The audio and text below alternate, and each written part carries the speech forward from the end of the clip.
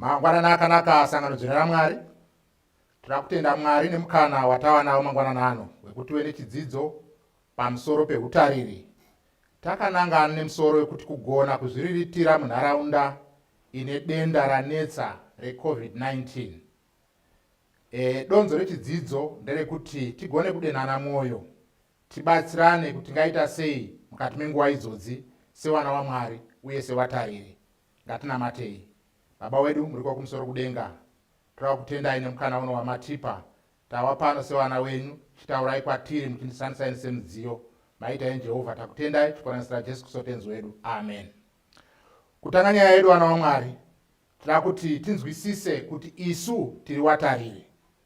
Tiri watariri nemhaka yekuti Mwari wakatisika nemufananidzo wawo. Tikaenda kuna Genesis chapter 1 pavhesi ya 26 inoti Mwari akati ngatiite munhu nemufananidzo wedu, akafanana nesu, ngaave nesimba pamusoro pehowe dzegungwa, napamusoro peshiri dzedenga, napamusoro pezvipfuyo, nepamusoro penyika yose, napamusoro pezvipenyu zvose zvinokambaira panyika.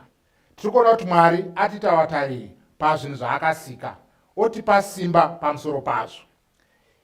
Iyoyo pfungwa toda kuti ibate sehwaro hwechidzidzo chedu. Tichienderera mberi, tinoona kuti Mwari asika munhu akamisa mukati memhiri reEdheni. Haana kungomusiya akadaro akamupa basa rekuita rekubata nemaoko ake. Pfungwa yechipiri yatoda kuti tibate tinoiwana kuna Exodo chapter 20. Exodo chapter 20 tinoona pachipiwa mutemo ine 10. Asi tikadzika tikaenda pavhesi ya 10 inoti, asi zuva rechinomwe isabata raJehovha Mwari wako. Usatongobata mabasa naro iwe kana mwanakomana wako kana mwanasikana wako kana muranda wako kana murandakadzi wako kana zvifuyo zvako kana nemweni wako uri mukati memasuo ako. Tikaona vhesi iri riri kutipa pfungwa yekuti Mwari ari kutaura nemutariri. Mutariri ane zvinhu zvake, mutariri anogona kuzviriritira nekuzvimiririra. Saka pfungwa iyo itoona kuti Mwari haisi pfungwa yaMwari yekuti munhu azembere pane umwe munhu pakurarama kwake, asi kuti awimbe naMwari musiki wake, mupi wezvinhu zvose. Pfungwa yedu kuti muibate wana waMwari patichadzika nedzidzo chedu. Taona kuti tiri watariri. Mwari atipa zvinhu zvose, atipa simba pamusoro pezvinhu zvose. Asi ngatitarisei mamiriro akaita nyika yedu mukati menyika yatiri kurarama tiri. Tiri mukati medenda ranetsa reCovid-19. Raunza mamiriro matsva ekunze kana emaitiro atingaita upenyu hwedu. Akanganisa kurarama kwedzimhuri, wana wedu, wanakomana, wanasikana. Mava neurombo nenzara yapinda mukati menyika nekuda kweCovid-19 yakanganisa mawaniro atingaita mari. Kwaita kushayikwa kwemikana yemabasa nekuda kwekuvhara kwemakambani. Zvese zvakadaro zviri kuita kushungurudza wana waMwari. Toona zvakare kuti urovha hwawanda mukati menyika yatiri kurarama tiri. Now, mukatarisa zvakare mukati menyika zvikuru segore rapfuura, kwaiva nekushayikwa kwegohwo rakanaka kubva mukati meminda nekushayikwa kwemvura yatingati iyo drought. Saka zvese izvi zvakonzera kuti kuwe nekukukurwa kwesimba remari inoshandiswa mukati menyika yatingati muchirungu nayo inflation. Zvaita kuti chikafu chinotengwa uye nemabasa emari aderere. Sekuona kwatita wana waMwari, izvi senhengo dzesangano nemhuri dzedu hatipotswi nezvibingampini zviri kuitika mukati menyika. Saka zvakakosha kupanana mazano nenzira dzekuti tingararama sei mukati menguva yatiri kurarama yakaoma zvakadai. Ndo rinova donzo rechidzidzo. Tingagona kuita mubvunzo wana waMwari kuti sei tichifanira kucherechedza kana kucherechedza mhindu dzekugona kurarama nadzo. Pane pfungwa dzakawanda dzinogona kuuya kana mibvunzo yekutotangira papi, totanga sei, ko mari yacho toiwana kupi, tozvitengesera kupi. Ndo dzimwe pfungwa dzatichapindura mukati mechidzidzo ichi. Asi chimwe chatingaona ndechekuti mhinduro kumibvunzo iyi inogona kuonekwa kazhinji nemaonero emunhu yatingati muchirungu world view. Wamwe wanoona mukana panoonekwa makomo asingakwiriki newamwe. wamwe nepfungwa dzakajeka dzine midzi pakutenda muna Mwari muridzi wezvinhu zvose. Tinoona kuti kuna Mapisarema 24 vhesi ya1 Mwari anoti nyika nekuzara kwayo ndezvani? NezvaJehovha, kusanganisira nevazviremo. Izvi zvinofanira kutipa sevatendi kuti tive nekutenda kwakadzama kunokurira muna iye Mwari muridzi wezvinhu zvose, nekuti amboona kuti iye Mwari muridzi wezvinhu zvose ndiye atipa kuti iwe watarire. Toona zvakare vana vaMwari tichienderera mberi sevatendi hatifaniri kukahadzika nekutya nemamiriro ekunze. Hongu taona kuti kune COVID-19 kunyange zvakadaro denda ririko, asi isi tina Mwari anokunda zvese. Naizvo tofanira kuwana nzira dzekurarama takatsamira pana Mwari. Tinofanira kuva nekutenda kusingazunguniswi muna Mwari wedu. Ndinofarira pfungwa yatinoona kuna Madzimambo wekutanga chapter 17 pavhesi ya9 tichienda kuna 15. Pfungwa iripo munoona wana waMwari kuti tinosangana naElijah pavhesi ya7 anga ari parwizi rwakaoma panzvimbo yaaigara, akanzina Mwari aende kunzvimbo yeZidhoni kwanga kuine shirikadzi yanga iripo. Asvika ipapo shirikadzi yanga isina, akakumbira chingwa, asi shirikadzi yanga isina, yaitotsvaga tutsotso netuvhu twanga tuinato kuti abike chingwa adye. Elijah ataura kuti achienda kunondigadzira ini kutanga. Chandinofarira ndechekuti shirikadzi yakava nekutenda kuti zvataurwa naMwari zvinoitika, kuti mvura ichanaya. Saka naizvozvo akaenda mberi akagadzira chingwa akapa kuna Elijah. So tiri kuona kuti kutenda kwaiona mai ava ndo kwakaita kuti agone kupona nzara yanga iriko kwemakore 3. Chimwe chandinoona pana mai ava, waisatenda chete kuna Mwari, asi wainzwisisa chinhu ichi kuti Mwari anoshanda nezvatiinazvo. Mai ava waiva netuhufu netutsotso netumafuta tushoma. Izvozvo nekutenda ndo zvakaita kuti wagone kurarama. Saka vana vaMwari, takatarisa nedenda iri, zviri pachena kuti rwizi runogona kuoma kana kupwa sezvakaita panguva yaElijah. Runopwa sei? Mabasa nenzira dzekuwana nadzo mari dzatanga tajaira dzinogona kupera tikasara tisina mabasa. Sezvineiwo miromo inodya, mhuri dzinoda kuchengetwa hadzimiri kudhimanda zvadzinoda nekuti basa rakapera. Zvese zvinoramba zviripo. Saka zvakafanira sevana vaMwari kuti wane nzira dzekubatsirana nadzo kuti tingararama sei. Nawo muchaona kuti imwe mibvunzo yatingabvunza tingaona wapi mari yekutanga nayo. Mhinduro inogona kuuya ichiti zvinobva pauri uye zvinotangira pauri.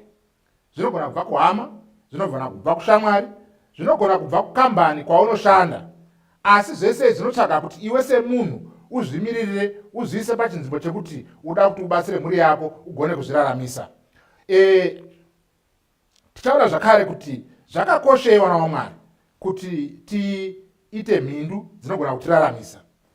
Ndinoona kuti mukaenda kuna Proverbs kana kuti zvirevo inogona kuburitsa imwe pfungwa inotibatsira kuti kana tikaona zvichirema kuti tigone kuzviraramisa nenzira iyi, munoona kuti tinogona kuwana dzimwe nzira dzekusashanda hedu, asi dambudziko rinouya pakuti isisi togona kuwanikwa tiri mudambudziko guru. Proverbs 6 pavhesi ya 10 to 11 inounza pfungwa yekuti tikada hedu kumbozorora tichirara tichimboteerera mwiri, tinopedzisira urombo hwauya kwatiri huchitishanyira segororo. Ndo zvinotaurwa nazvirevo 6 vhesi ya 10 to 11. Naizvozvo ongororo inotaridza kuti zvisinei nemibvunzo yatingabvunza, mibvunzo tinogona kubvunza, uye mibvunzo iyi inouya ine simba. Tichiona kuti zveshuwa ine zvikonzero zvakasimba, asi chokwadi chacho ndechekuti kushanda nesimba kunopa pundutso, asi kungotaura chete kunopa urombo, sezvataurwa mukati mevhesi. Saka naizvoona waMwari zvakakosha kuti tibatsirane kuti tingaitei, tingashandei. Tikaenda mukati mebhaibheri tinoona micherechedzo yakawanda. Nekuda kwenguva hatichaerenge zviri mavhesi aya, asi ndichakupai mavhesi kuti muzviverengere muri kudzimba kwamuri. Tikaona kuna Noa, kuna Genesis 9 vhesi ya 20, inobudisa pfungwa yekuti Noa anga ari murume wevhu. Akatanga gadheni achibuda mungarawa. zvoreva kuti aigona kuzviraramisa nemhuri yake. Tikaona zvakare pana Uzia, mukaenda kuna Wakoronike wechipiri chapter 26 pavhesi ya 10, inokubudisirai pfungwa yekuti wakanga ari murimi wemizambiringa. Zvakare toona kuti Uzia aive murimi. Mukaenda kuna Genesis 4 vhesi ya 2 na vhesi ya 2, inobudisa pfungwa yekuti Abel na Cain. Abel akanga ari mufudzi wamakwai, Cain wakanga ari murimi wevhu.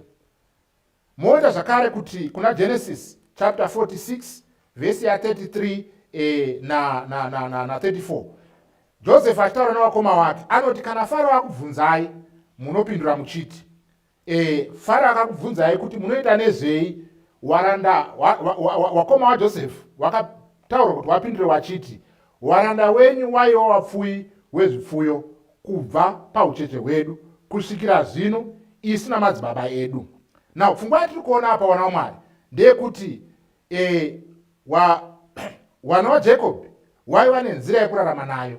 Mukaitresa munoona kuti even Abraham naIsaac ndiyo nzira yavanga vainayo yekurarama nezvipfuyo. Muri kutondera here Abraham naLot wafudzi wavo vachipesana nekuda kwezvipfuyo. Zvoreva kuti zvipfuyo ndiyo yanga iri nzira yekuzviraramisa nayo. Tinoona kuti mukati mebhaibheri upfumi hwevanhu vemubhaibheri hwaibva pavhu nezvipfuyo. Tinogonawo kusarudza nzira iyoyi sevana vaMwari igogona kutiraramisa zvakanaka. Tinonzwisisa kuti nyika yedu yeZimbabwe inyika inonzi ine nheyo yayo panhau dzekurima, asi ipapapa dzimwe nguva tinoona kuti tinogona kupesana nepfungwa iyoyo, toona kutorasikirwa nemukana wekuti wane zvinotiraramisa. So kupfuya mhuka kwaive mbiru yeupfumi hwekwaJudha, kunogonawo kuva mbiru yeupfumi hwedu mukati menguva yatiri kurarama. Zvakare muchaona kuti mukati menyika kurima zvekudya ndiyo mbiru yekuzviriritira yatingati muchirungu grain production. Mukati menyika muri kushayikwa zvekudya, asi dzimwe nguva tine minda yatogona kushandisa kana kuti yatogona kukumbira vamwe kuti tishande nayo. Now pakaita mubvunzo kuti kushandisa mikana yekutanga mabhizinisi kana kuzviriritira kune mikana iri kunyuka. Hongu kune chirwere cheCovid chiriko, kune kuoma kwenyika, but mukuoma kwazvo mune mikana inomuka. Sewana waMwari tinofanira kuva nemaziso akatesha anotarisa kuona mikana iripo. Mukamhanya tikaenda kuna Tesalonika wekutanga chapter 4 vhesi ya 11, inopa pfungwa yekuti shingirirai kuva nerugare, mumwe nemumwe abate zvake. Zvoreva kuti hakuna unhu anofanira kurerekera kana kuzembera umwe munhu. Tinofanira kuti isu tizvimiririre, tibate nemaoko edu sekutaura kunoita vhesi. Paul anototi mubate nemaoko enyu sezvatakakurayirai kuti mufambe nekururama. Munoziva kuti togona kutadza kufamba zvakanaka, even kuti basa raMwari rifambe, vhangeri rifambe, nekuda kwekuti dzimwe nguva tine zvikwereti zvakawanda mukati menharaunda nenhau yekuti tatadza kuzvimiririra. Saka Paul anoendera mberi achiti kuti murege kushayiwa chiro. Togona kuraga kushayiwa chiro nenhau yekuti tigona kuzvibatira nemaoko edu. Zvatingabata zvakasiyana. Kuna vanogona kurima, kuna vanogona kusona, kuna vanogona kugadzira makombiyuta, zvakawanda. Chaunogona kuita iwe unofanira kusarudza ichocho kuti uite ugorarama nemhuri yako. Umwe mubvunzo unoitwa nevazhinji ndewekuti ko mari tingaiwana kupi yekutangisa? Chikaranga chedu chinoti mari, asi nechirungu inonzi capital. Warare kuti capital rakatambanuka zvikuru, rinosanganisira zvakawanda. Rinosanganisira mari, rinosanganisira ruzivo, rinosanganisira kunyange nedzimwe pfuma dzatinadzo. Naizvozvo zvakakosha sewana waMwari kuti tive nekuzvigadzirira mukati mepfungwa dzedu, tigone kuziva kashandisiro kanoitwa mari kana kaumbirwo kanoitwa mari mukati mekurarama kwedu. Muchirungu inonzi financial literacy. Tigoiita iyoyo, zvakakosha kuti zvitibatsire tigone kuva neurongwa hwezvatinoda kuita, kutozviita sei, yatingati budget nechirungu. Mukaenda kuna Luka chapter 14 vhesi ya 28 to 30, inoti nekuti ndiani kwamuri kana achida kuvaka rusvingo asingatangi kugara pasi agoverenga kukosha kwayo, kuona kana aine mari yekupedzisa nayo, kuti zvimwe kana atanga nheyo akakoniwa kupedzisa wose wanozviona wasatanga kumuseka wachiti uyu munhu wakatanga kuwaka akakoniwa kupedzisa. Chikonzero ndechekuti tinogona kutanga zvinhu tisina kuona kuti zvinodei kuti tizviite, zvinoda ruzivo rupi, zvinoda mari yakawanda sei, zvinoda michina yakaita sei. Saka yambiro yatingaita wana waMwari ndeyekuti titsvage ruzivo nguva iripo. Pane chese chatida kuita towana ruzivo, taruwana togotanga maprojects angatibatsira. Asi imwe yambiro yatingaona zvikuru sei kuna baba ndeyekuti usasungirire mari yemhuri mumhindu dzisina pundutso kana dzisingaperi dzinozosiya mhuri iri munzara. Wana baba dzimwe nguva tinogona kuita zvinhu zvedu muchihwande, mhuri isingazivi, tichifunga kuti pamwe zvichabudirira, asi dzimwe nguva zvinogona kusabudirira zvoita kuti mhuri dzitambudzike. Asi tikakurukura pamwe chete semhuri, toronga tiri pamwe chete, zvinhu zvedu zvinobudirira.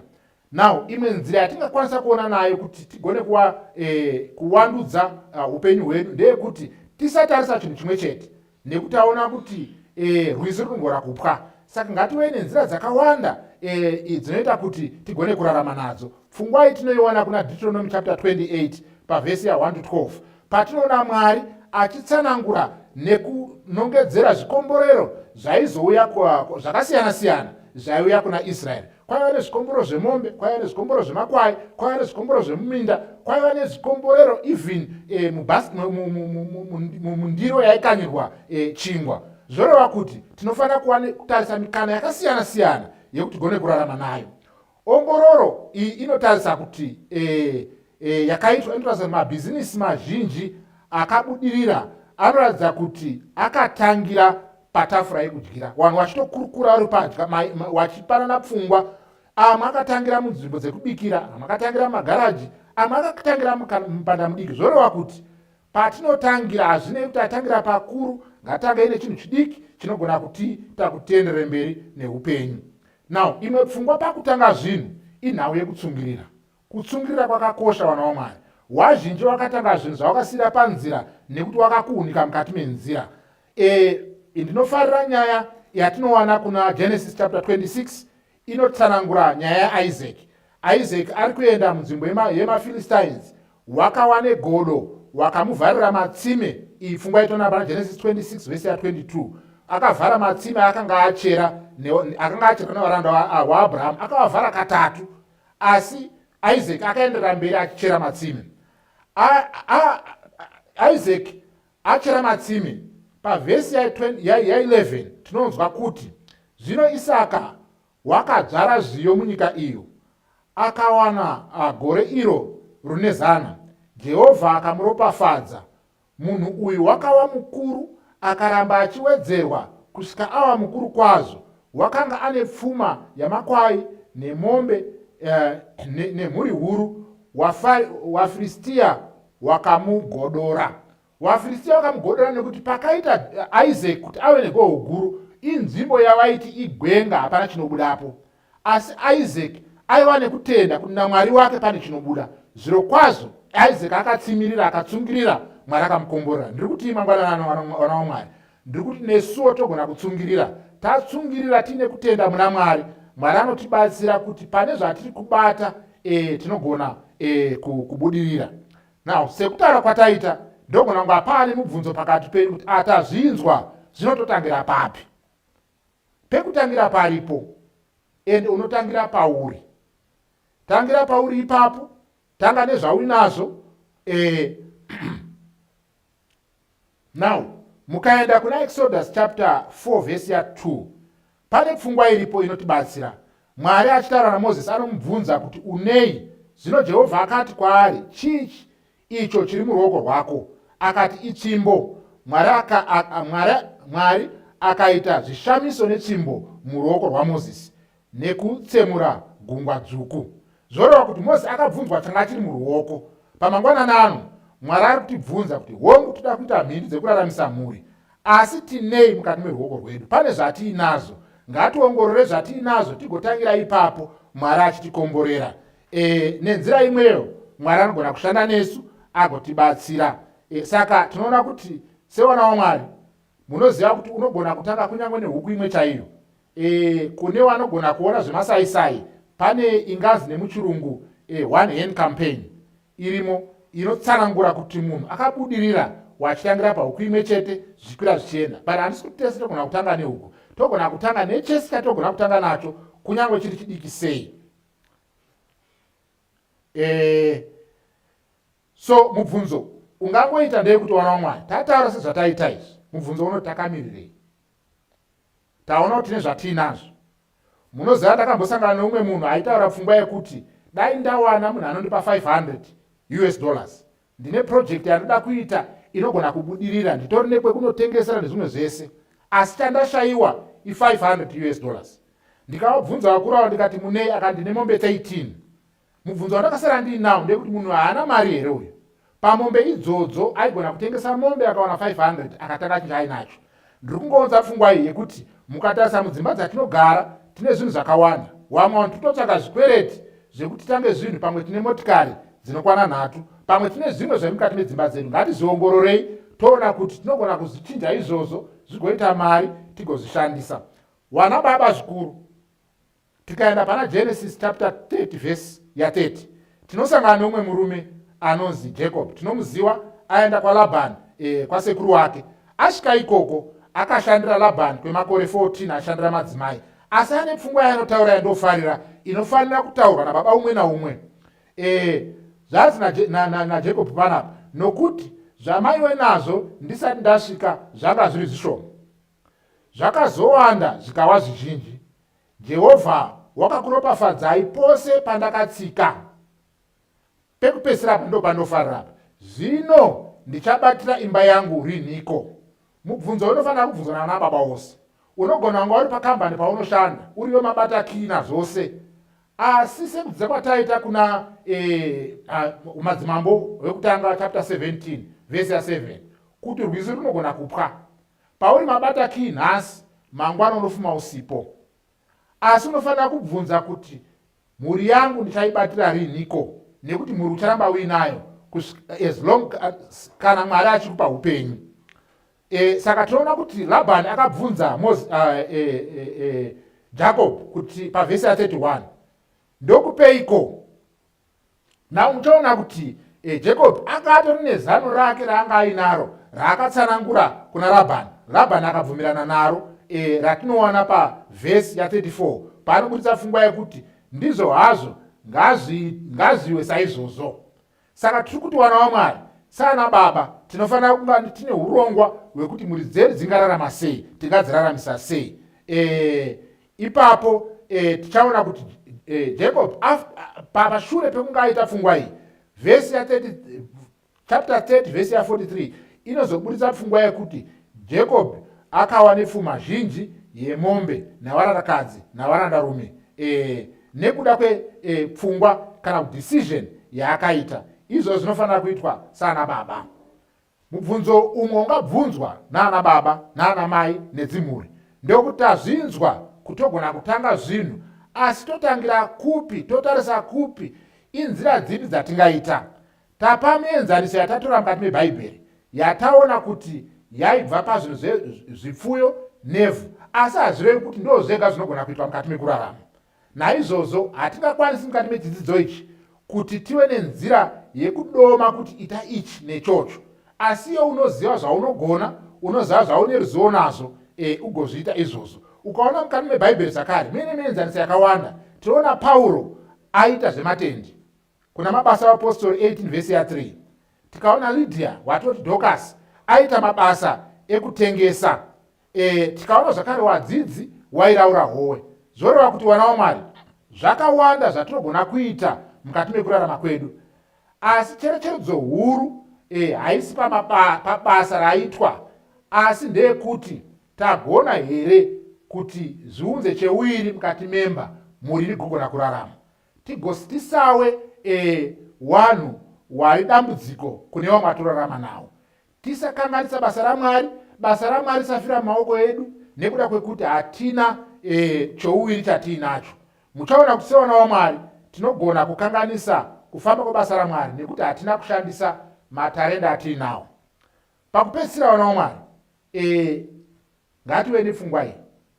yekuti COVID-19 nenhamo yataunzirwa nayo, kushayiwa kwemabasa nekuoma kweupenyu, zvinofanira kutipa chitsvambe sewana waMwari kuti ticherechedze zvidzidzo zvatakaita. Tine zvidzidzo zvakawanda zveutariri, kuti tiri watariri wemwiri yedu, tiri watariri wepfuma, tiri watariri wenharaunda dzakatenderedza. Zvese izvozvo, pfungwa idzodzo tikadziumba dzikauya pamwe chete, muchaona kuti tinogona kushandisa matariro atakapiwa naMwari zvigotipa pundutso. Tinofanira kuva nepfungwa dzakajeka dzinosungwa nekutenda, sedingindira remusangano wedu, kutenda kusingakundikana. Ngatiwe nekutenda sewana waMwari kuti patinobata Mwari achititungamirira zvemazviro kwazvo zvinotipa pundutso. Tinofanira kusakurirawo pfungwa yekuchengetedzwa nekudyara mari painowanda. Mari inongodyarwa sekudyara kwatoita mbesa, asi zvinoda pfungwa neruzivo rekuti tingazviita sei. Chimwe chatofanira kusema sewana waMwari, tinofanira kusema zvikwereti zvinoita kuti isisu tigowa waranda. Asi wana waMwari, chatinoziva ndechekuti Mwari akatipa matarenda akawanda, uye patiri kumirira kuya kwaJesu kwechipiri, tikaerenga kuna Matthew 25 tinoona muenzaniso unopiwa wewanhu wakapiwa matarenda ekuti vanoshandisa, wachimirira tenzi wavo kuti adzoke. Naizvozvo sesuwo nesuwo takapiwa matarenda atinofanira kushandisa tichimirira kuya kwaJesu kwechipiri. Patinofanira kuashandisa zvinoita kuti nemhuri dzedu dzipundutswe. Asi tinogona kushandisa mukana nekuda mikana iyi tinogona kuishandisa nenzira yekuti tinogona kubatana nemhuri dzedu, neshamwari dzedu, nenhego dzesangano, tigogona kuunganidza zvatiinazvo, zvikwanisiro zvatiinazvo, tigone kusumudza zvipo. Dzimwe nguva togona kuzvitadza tiri tega, asi tikabatana tinogona kuita zvikuru zvekuti Mwari atibatsire. Asi pakupedzisira wana waMwari, ngatizive chinhu ichi chekuti mune zvese zvatichaita mukuita kuti tiwane pundutso, ngatitangei Mwari pamberi. Genesis 1:1 inongoti kutanga ani? Kutanga Mwari. Saka sewatariri tinofanira kucherechedza kuti Mwari auwe kutanga. Toziva zvakare chinhu ichi chatinowana kuna 1 Corinthians 4:2 kuti pawatariri panotariswa kuti munhu ava akatendeka. Tikatendeka pane zvese zvatiinazvo, ndoda kukuudzai wana waMwari, tikatendeka pakushandisa nguva, tikatendeka pakushandisa mwiri yedu, tikatendeka pakushanda nemaoko edu, zvemazviro kwazvo hatishayiwi cheuwiri kuti mhuri dzedu dzibudirire. Ndakutenda kuti pamuri ipapo wana waMwari pane zvamabata mukati mechidzidzo ichi, uye ipfungwa yenyu kudai Mwari angakubatsirai nemhuri dzenyu, muite unane hwenyu kuti mhuri dzenyu dzigogona kubudirira. Muzive chinhu ichi kuti haisi pfungwa yaMwari yekuti umwe munhu anga ari anozembera umwe munhu, muchirungu vanoti madhona, kuti munhu aramba achingotsvaga vanhu vanomupa iye akagara. Asi Mwari anoda kuti tishandise zvaakatipa nezvipo zvaakatipa. Ngatinamatei wana waMwari. Baba wedu muri kumusoro kudenga, toda kutendai nenguva yamatipa yekudzidza. Toda kutendai Jehovha nemikana yakawanda yamunozarura kunyangwe nenguva dzakaoma. Taona pana Elijah kuti apo rukowa rakapwa makamupa umwe mukana kuti aende kuZidhoni.